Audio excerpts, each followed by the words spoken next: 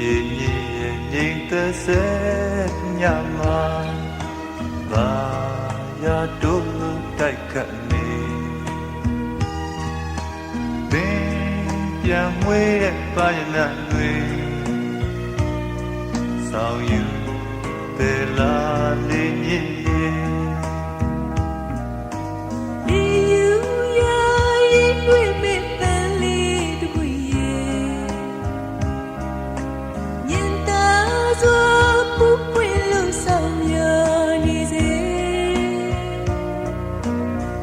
ပန်းချစ်သူတို့လက်နဲ့ခွေ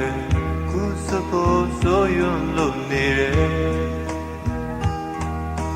ကျင်နာသူတော့ခုစသူဖြစ်ပါစေလေဆွယူမဲ့ဟန်ပြင်ငါပင်ယူရစွာ